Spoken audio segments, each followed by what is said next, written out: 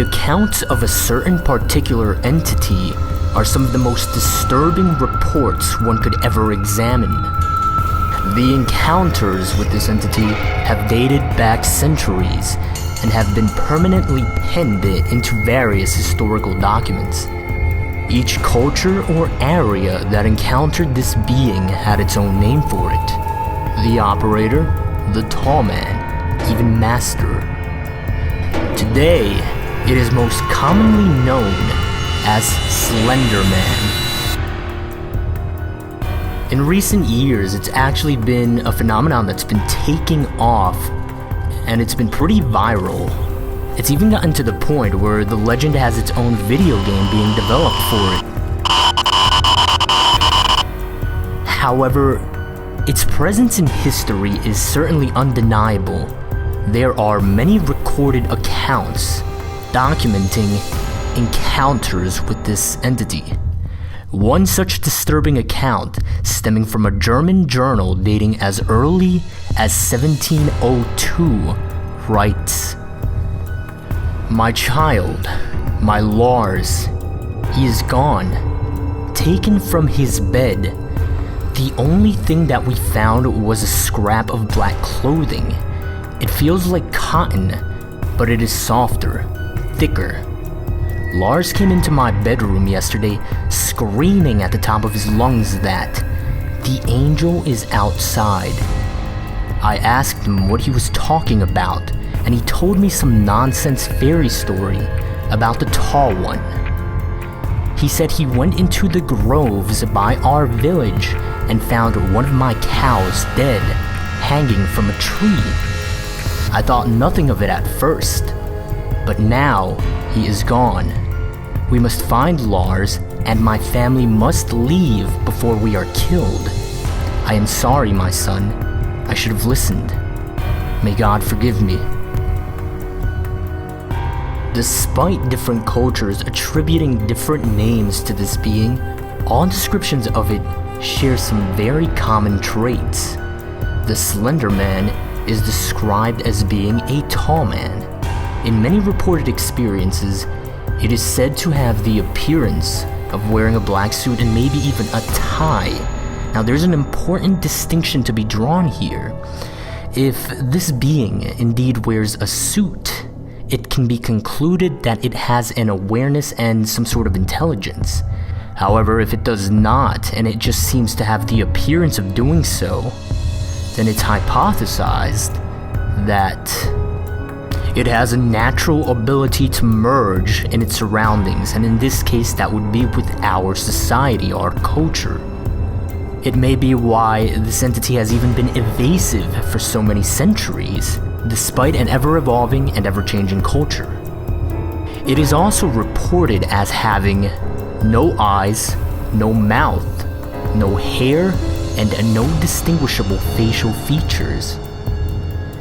Different reports describe it as ranging anywhere between 6 to 15 feet in height. Its behaviors vary from report to report. It has reportedly stalked victims, in some cases for years. Psychological torture is a common tool this being employs, though any definite particular reason as to why it does what it does is anyone's best guess. The only general certainty that can be drawn from this entity's behavior is that it is malevolent. Now, there was actually an interesting list compiled which described potential traits of the Slenderman. This list was compiled after there were a number of burning buildings with unknown causes that had several deaths and a few surviving witnesses. Now, these traits are listed in a sort of chronological order, and this is what that list says. Slenderman will find interest in a victim for reasons unknown. It would then contact the victim, and if it is a child, it'll present itself as friendly. The adults he stalks have a common trait. They have all been through a terrible tragedy in their life, even if the tragedy was made by Slenderman directly. If the victim is an adult, it would stalk the victim for long amounts of time, causing what is known as slender sickness. Now, slender sickness causes massive paranoia, nosebleeds, nightmares, hallucinations appearing only to the sick person, and many other dangerous symptoms. Eventually, and this is where it gets disturbing, eventually it would abduct the victim into whatever nearby forest there may be, where they would be killed. In messy cases, it may remove evidence of its existence by causing fire of their home, place of work, or school. Now here's one of the more recent findings about Slenderman, and this can get pretty disturbing. Slenderman uses, or is at least thought to use, what are called proxies. Now these proxies, they are people that behave in really strange ways.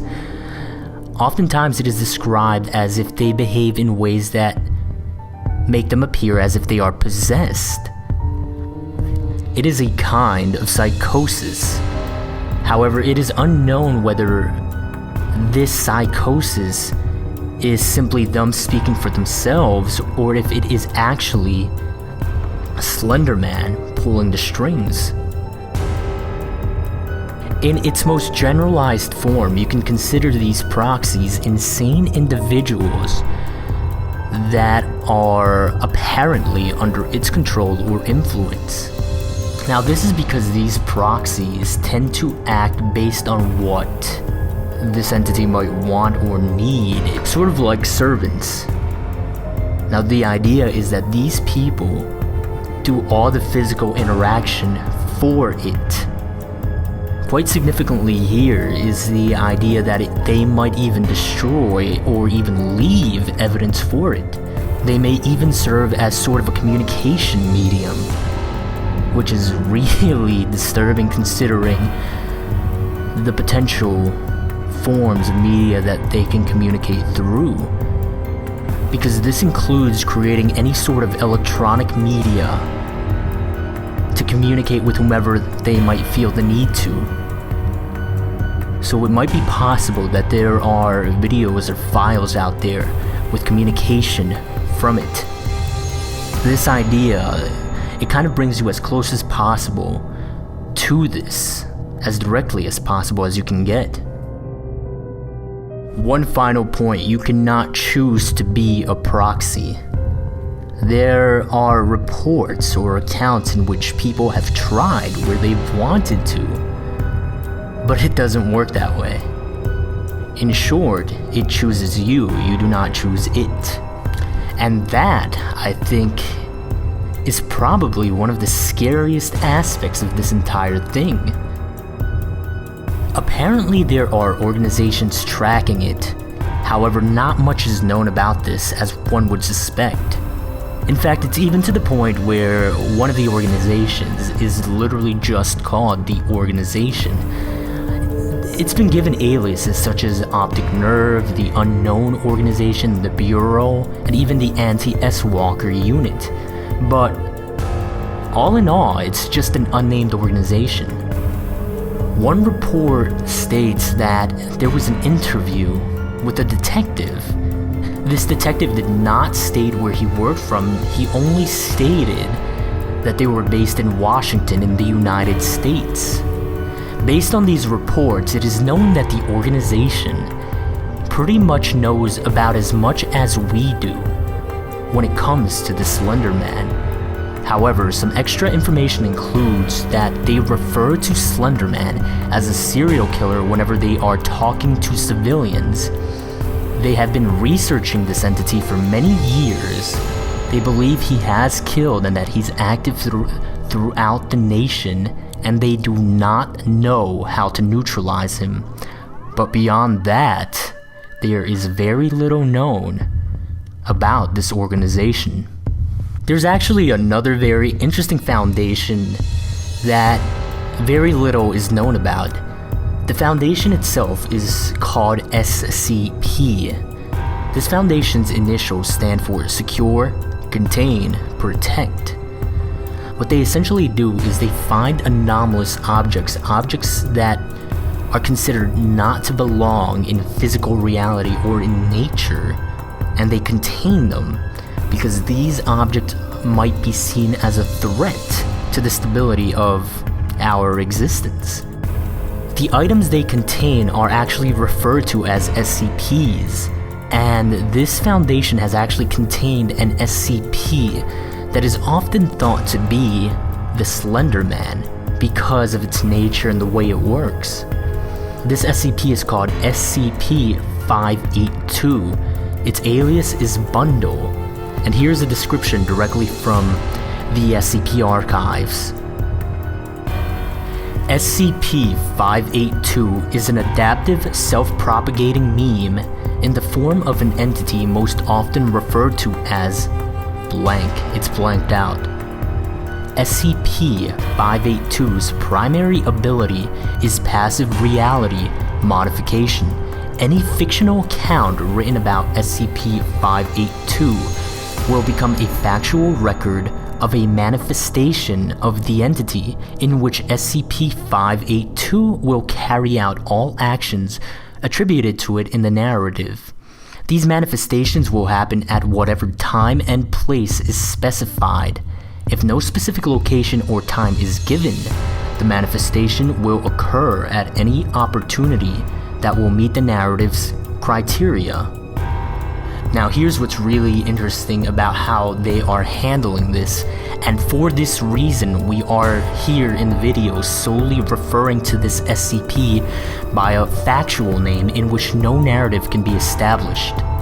This is how they're handling it. It says, all major internet search engines are to be monitored for any references to SCP-582 under any of its known names. Copies of all media relating to SCP-582 are to be stored in Secure Archive 582. The original sources of these materials and all records regarding the individuals responsible for the creation of such are to be expunged as outlined in Document 582-RP. Now here are the specifics of how this relates to Slenderman. This SCP has been noted to share some abilities as Slenderman. For example, it appears or disappears at any place or at any time. But according to the SCP Foundation, Slenderman does not exist. And that's probably one of the more fascinating reasons. In the past decade, there have been increased reportings of encounters with the Slenderman. There is one interesting connection to note with another reported entity known as the Rake. Now, the Rake gives off what is known as sigma radiation. This is a type of energy signature that was unknown when it was first discovered, and it's still under investigation. This energy signature is not exactly radiation, but there was no other way to name it. It was something that was unknown. It was something new. And so sigma radiation was given as a way to label it and to identify it. This was found in the bloodstream of victims of the Rake.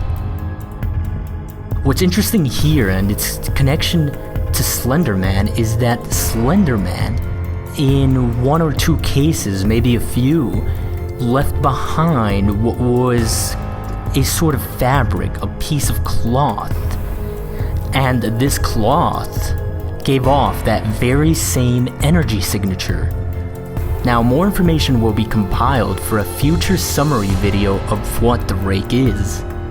But because of all of this, it is thought that there is some relation between the Slenderman and the Rake.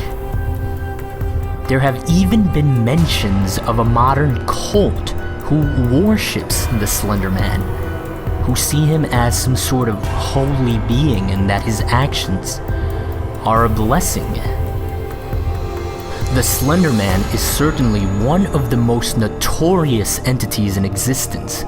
Quite possibly the most disturbing aspect of investigating the Slenderman is the inexact nature of its origin. Its malevolent, mysterious nature is one that garners a lot of deserved attention. This is what we know so far. There is still much to learn. New information is acquired and new hypotheses posed as further investigation is done. However, the costs of the little we find out are great, for there have been a startling number of victims and disappearances in recent times.